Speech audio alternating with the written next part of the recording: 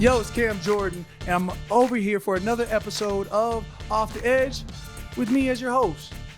You know, we're going to talk about a lot of things today, and we're going to bring in a man who I look up to. We're going to bring in Ryan Clark a little bit later. So tune in after the break.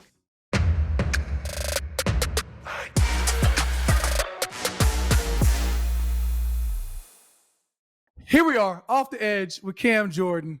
Man, I'm graced with the presence of a guy from Louisiana. I swore he was from New Orleans and found out he's from the West Bank. I From digress. the West A, Bank.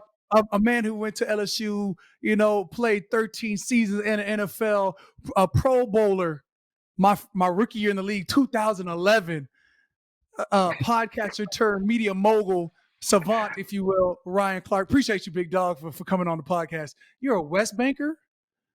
Yeah, man, I'm from the West Bank, man. I grew up in Marrero, then my family moved to Terrytown. And you know, too, like being a West Banker is a sensitive subject for people who are from the greater city of New Orleans. And so anytime I would say something negative about the Saints or I'd piss people down there off, the first thing they'd say is that they don't claim me because I'm from the West Bank, which I'm cool with. I mean, my area code was still 504, so I ain't tripping.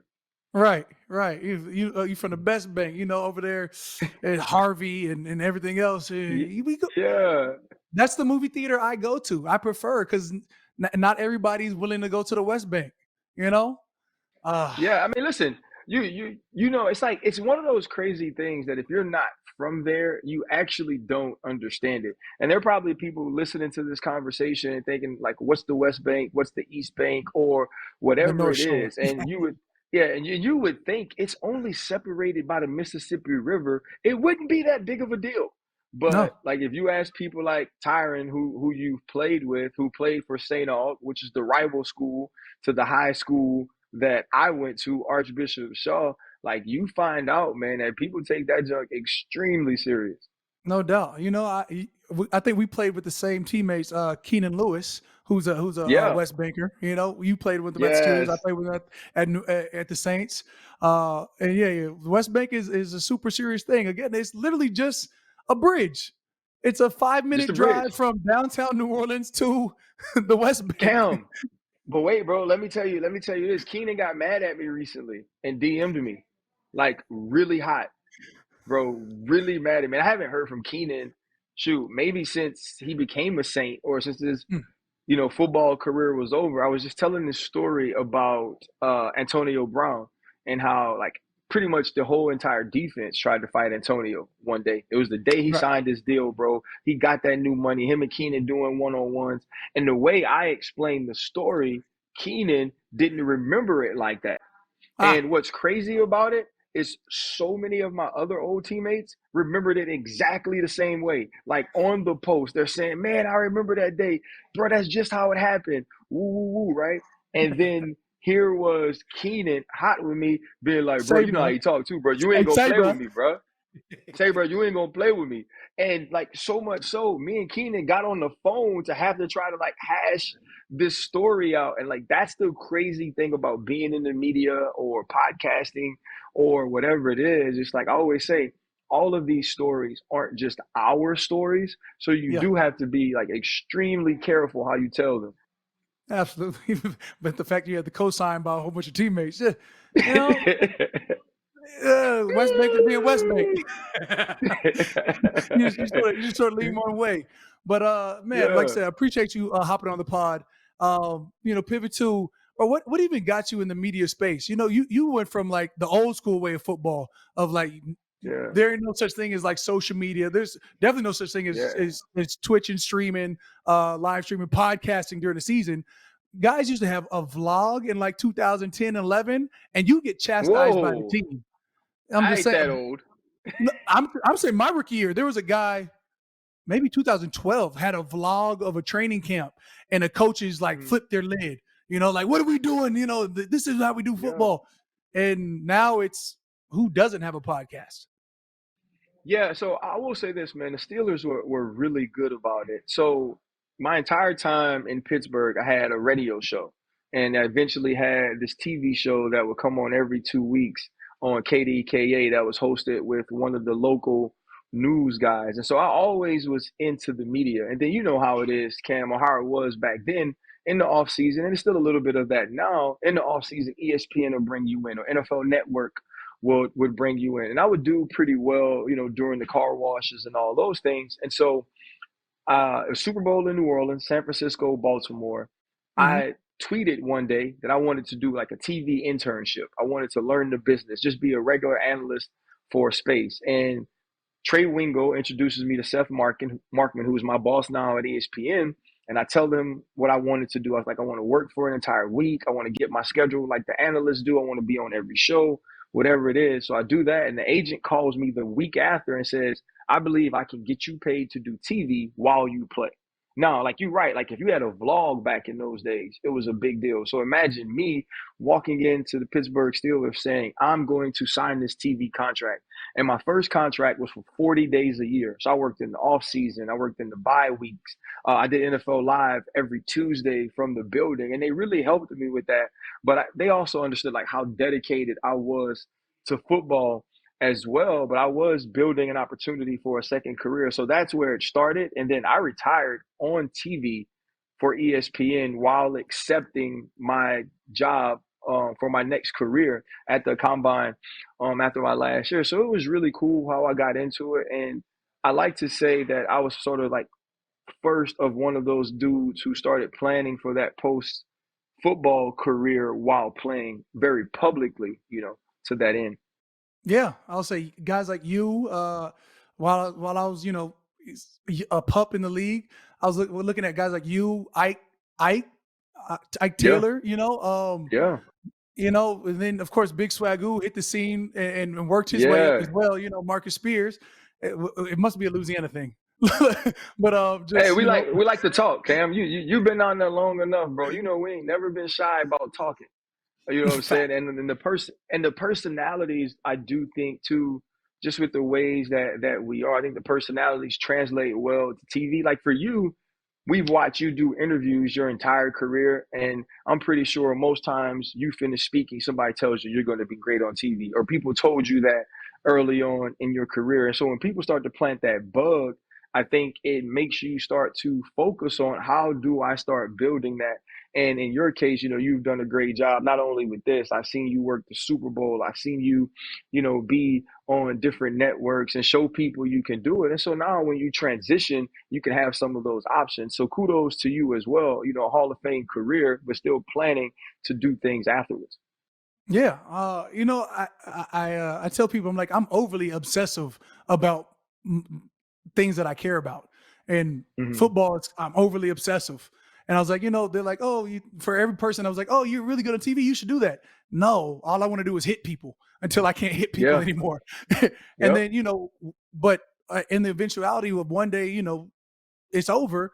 Yeah, I'm glad that that I've been working Super Bowls since before it was cool to even work Super Bowls, before Yeah. it was a car wash or to get paid to even work a Super Bowl. Because as a defensive lineman Yeah. coming out of the Saints, it's not the most marketable team unless your name was Drew Yeah. Brees in 2011. We've got way Yeah. better, way better.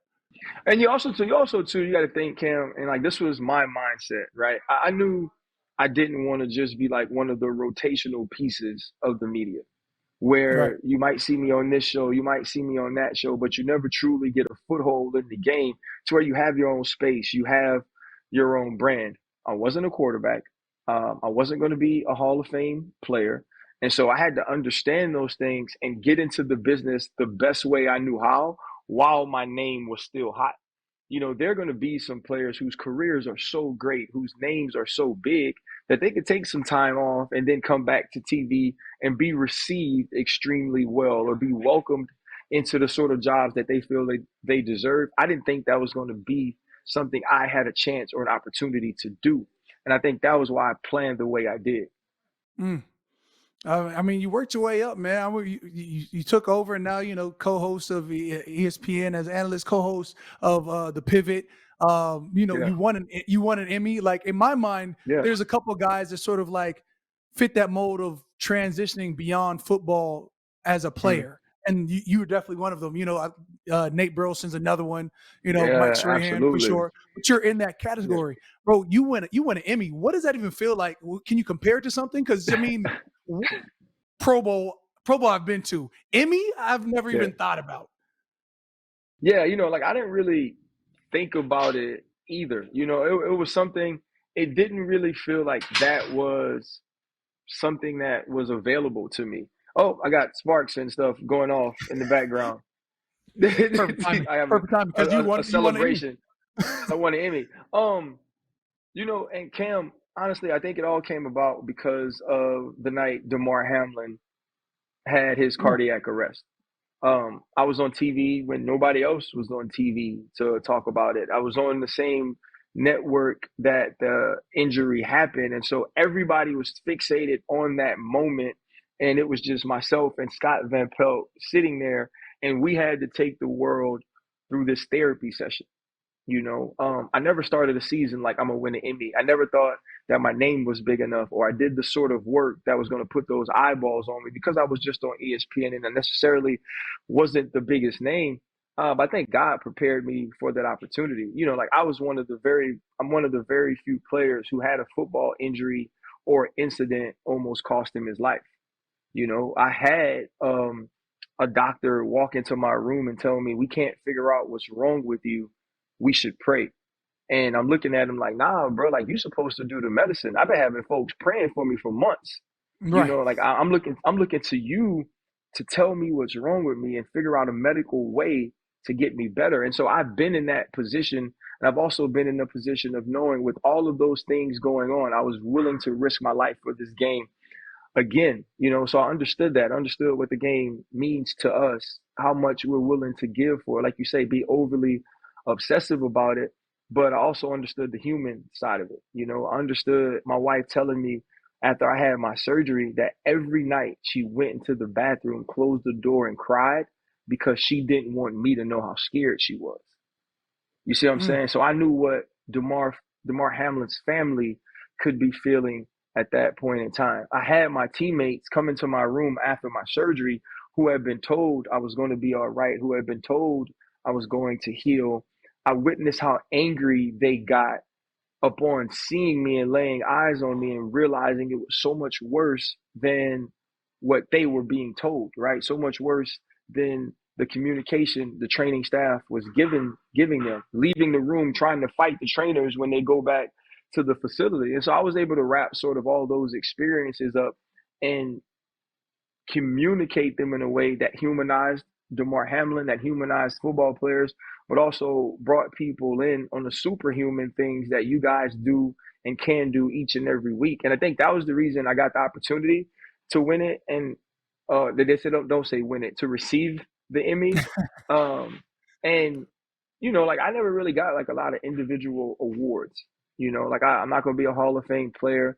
I look back on it. I don't know if my number or like I'll ever be in any ring of honor, whether that be college, high school, the NFL.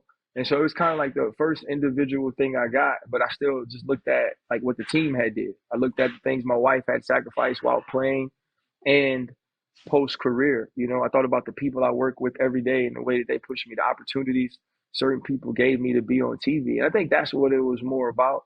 And it's one of those things I didn't think about winning it before. I understand the process now, and I think it'd be cool to win one again. But like, I don't focus on it because it's kind of like been there, done that. They can't take it away from me. Like forever until I pass, I'll be a sports Emmy uh, winner. And I can live my life with that and think that that's cool. But you know what it's about, Cam. If I don't have the respect of y'all dudes, bro, it don't Yeah. matter. Like when I get to the game, man, like how, I saw you on the field in Kansas City and you come dap me up and we can have those conversations. That means the world to me because I wasn't drafted. You know what I mean? Right. I didn't have this career where everybody has to respect me or will just respect me based on numbers. So I really appreciate when the best players in the game like yourself do respect what I do, what I've done in my career or what I've done on TV. And so I think that's like the part that matters the most. For sure. I mean, that and you're still, you still were a Pro Bowl player. It's not like you were a Yeah. guy who just like, did something. You were part of a vaunted defense and was a Yeah. Pro Bowl caliber player. And oh, by the way, one at the highest level. Yeah, for Like sure. that's yeah. So you can't just. I'm not going to just let you belittle yourself in terms of like I didn't do it. You were a Pro Bowl player. You know what I'm saying? Like Yeah, but they, Cam, but you know how it is though, Cam. It's like there's certain ways we see ourselves that it's hard to forget what that felt like, right? yeah, Like it's hard for me to forget Tom Coughlin telling me there were other leagues. You know what I'm saying? Telling me that that they play football in Canada, or that they had arena ball, or that maybe you should focus on special teams and you can get another shot, or like we just don't know if you can hold up for 16 games. And it's so cliche to have a chip on your shoulder. I actually didn't. Like I didn't have this chip. Like for me, it was like it was processing all the things I had been told I couldn't do and trying to yeah, figure out a way that you could do them if those perceived limitations were real. And like I love that like about the journey. And so yeah, I'm so blessed to have accomplished what I've accomplished and played with the people I played with. But I said what I said about you as a player, and the respect and the appreciation you give me and the love that you give me, how grateful I am for that. Because when Troy Polamalu says that, like, calls me when he gets into the Hall of Fame and say we did it, we made it. You know what I mean? Like right. that meant the world to me. You know what I mean? When he called me when he won the defensive player of the year in 2010 and was like, bro, we won it. Like those things are important. When Sean Taylor, before he passed, was asked who his favorite professional athlete was, and he said Ryan Clark. Like for an undrafted dude, man, for a dude that was told he couldn't do it, and I think for someone who basically put like individual accolades out of mind in one of those senses that I felt like I would never get them, it was like you almost convince yourself like I'm not getting those things because those things aren't meant for me, or I'm not making it to Pro Bowls because people don't see me that way. I remember walking, bro, one year, man. I think it was the year we went to the Super Bowl and won it. I didn't make the Pro Bowl that year. And like I wasn't even disappointed because I guess I just never expected to. And Coach Tomlin's walking with me away from the meeting, when they tell Cam, you made the Pro Bowl, or however it goes when you're celebrating the people that make it. And he put his arm around me and he goes, what's more important than making the Pro Bowl is working with a group of men that know you gave them Pro Bowl caliber play the entire season. Mm. So those small affirmations and confirmations became like part of the reason I worked so hard. And so I guess I don't really necessarily always need people to talk about the career in that way because I feel like I earned the respect of the people that matter. Facts. I mean, now you're doing so on TV, and now as Yeah. an analyst. In fact, look, I'm gonna start leaning on your analyst work. What did you see in Week 7 that you liked? Like, I'm gonna be a big pivot right So there. from the week, just overall, Yeah, just overall. um, I think the first thing you got to start with Lamar, bro. Mm, Um, Lamar is getting and the Ravens. And I'll be honest with you, Cam. When they signed Derrick Henry, I was like, all right, like what does that do? We're talking about a team that could always run the football, right. right? It wasn't like the Baltimore Ravens or one of these teams who lacked the running game. They could always run the ball since drafting Lamar. So I was like, okay, what does this do? How does this elevate him? And now I see it's look at Derrick Henry being stopped for most of the game, and then he rips one off for 81. Right. And that's a point. That's a point in the game. If I'm defense, right? I'm saying we got them backed up. Let's get a stop. Let's get a short field. Give our offense the ball. We score.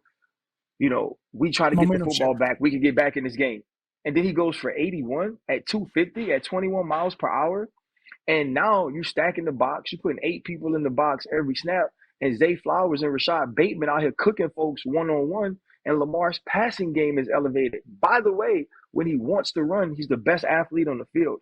And so I think just watching them play Tampa Bay, bro, and score at ease after having a slow start was just one of those things that really made you sit back and marvel at his greatness and at what Derrick Henry's added to that team.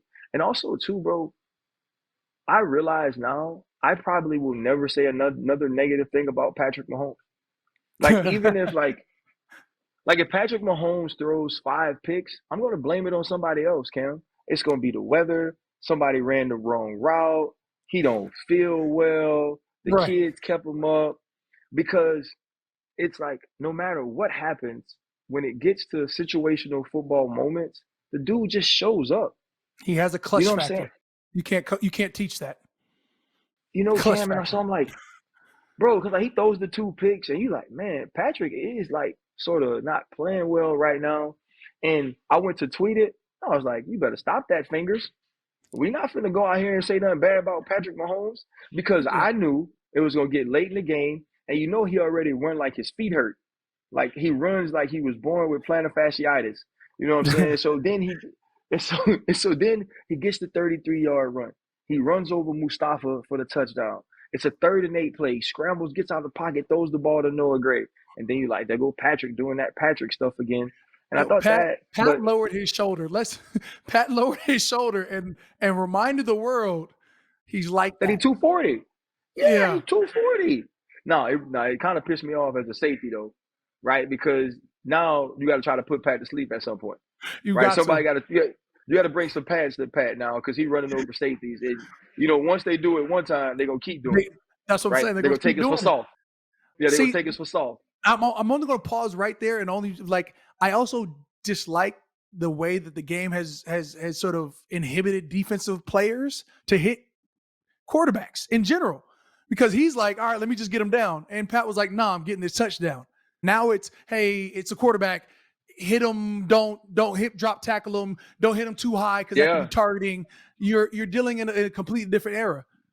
You know, Cam, think about the long run though. People are tiptoeing to the sideline, tiptoeing to the expecting sideline. him to run out, and And he because cuts he right doesn't up. run out, No and doubt. like I think we've seen it. You've seen that all around the game, man. And you know, for you guys to have to make the adjustments that you have, I know that's already difficult, but it's the frustration of them taking advantage of those rules. Like if you slide and I can't hit you, cool, right? Like Right. that's where you were going to be regardless. But when you take advantage of it and get the extra yards, or if you're Mustafa and you get ran over in the end zone, because even as you approach him, you're not, your mind doesn't click into now he's a runner. You see what Right. I'm saying? And so now I can tackle him differently. And I think the last thing too, Cam, is that like Detroit's offense, bro.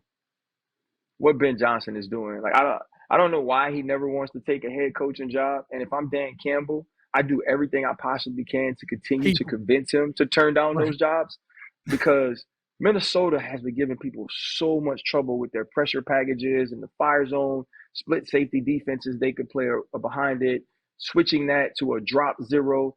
And Jared Goff cooked them, bro. 14 for 14 to start the game. The big play to Amon-Ra St. Brown finishes with the drive to set him up for a field goal. So I just thought all those teams were extremely impressive. Uh man, these are facts. I'll say so what about this upcoming week? Who are you excited to see? Week 8. Yeah, so week 8, I was probably more excited to see this matchup before Jaden Daniels got injured.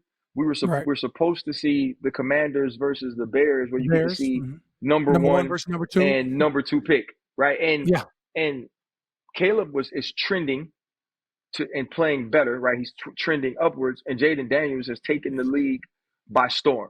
And so Playing I lights kind out. of playing lights out. So I wanted to see that matchup and what was to come of it, because you were a competitor, right? And when if I'm Caleb Williams, I'm like, wait, y'all keep talking about this dude like I ain't the one, right? And Right. if you're Jaden Daniels, like yeah, like Chicago, you're gonna wish you would have picked me, and Right. so like that was something I was looking forward to. I think the other thing is like how do the Bengals, who can't stop the run at all, figure out how to limit Saquon Barkley with what we saw from him last week against the New York Giants, right? Ramondre Stevenson had a big day.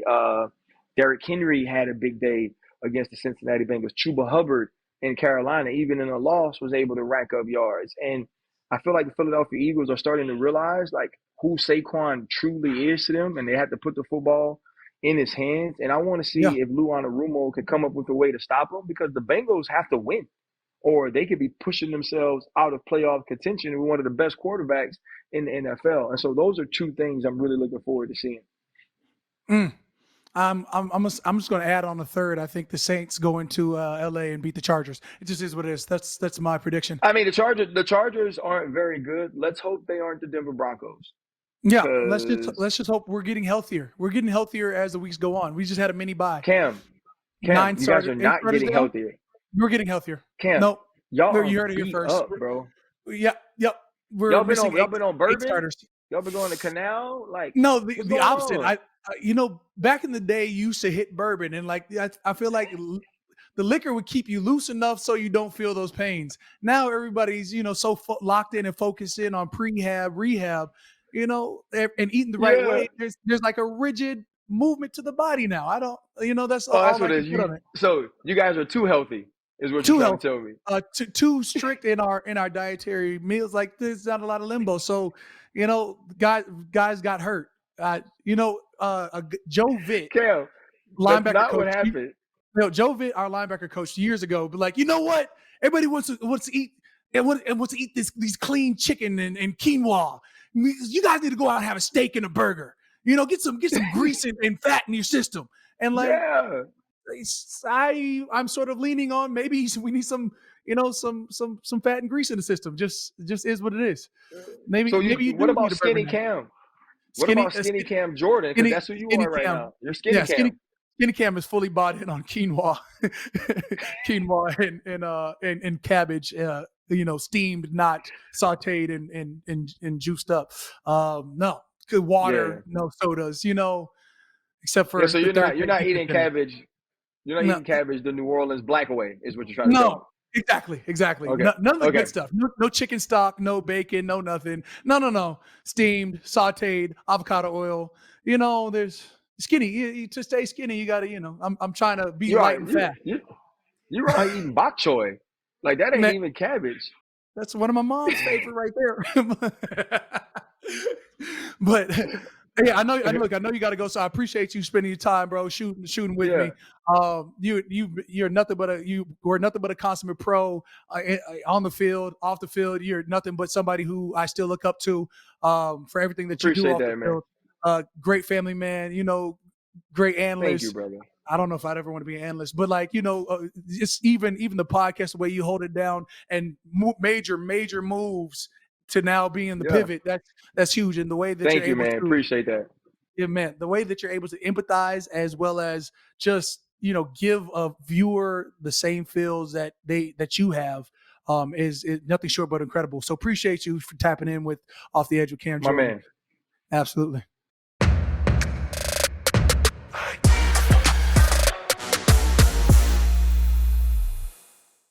Shout out to Ryan Clark for the knowledge dropped. I mean, the man has become a legendary. To transition football, to transcend from just being a football player, undrafted, his story, become a Pro Bowler, become a Super Bowl champion, to become a guy that teammates love and respect and can lean on. Man, that's what this game's all about. For him to be now, an analyst, a man who holds his own podcast, a man who anchors shows. That's awesome to see. When you have a physical representation, you have something you can create a goal as. But we talking about, back to what the Saints need to do. We're going to just say we got to get a win in LA. We play the Chargers. You got to go ahead and create some opportunities. Utilize Alvin Kamara as much as possible. You have to be able to, get the ball early and often to a guy like Juwan Johnson, tight end. I'm going to say dark horse of the game. He's going to be amazing. I'm going to speak in fruition, just, our run attack, AK, of course, leading the way, but you got Jamal Williams and Kendre Miller, who, is back healthy and active. Again, healthy is the key. As the weeks go on, we're starting to get some guys back, hopefully. We've gone from 8 out or 9 out of our starters being injured to now we're starting to finally see them come back. Let's get them back so we can get these wins stacked up. Last week hurt. Thursday night, you lose the Denver Broncos and you lose to Sean Payton. And yet, there's light at the end of the tunnel when you look at it and say, hey, these are things that we need to clean up. That's an alarm that we have to be able to make sure we cover. Um, and then so Thursday we lose. Family's in town. Sister flies in from Germany. She lives in Germany now. With her husband Kasim Edabali, former teammate. Weird, awkward. Another time for another story. But come in town and it's a beautiful situation. Guys from Cal showed up. Guys like Mike Kendricks, who played for the Philadelphia Eagles, Super Bowl champion. Marv Jones, who played 11 years in the NFL.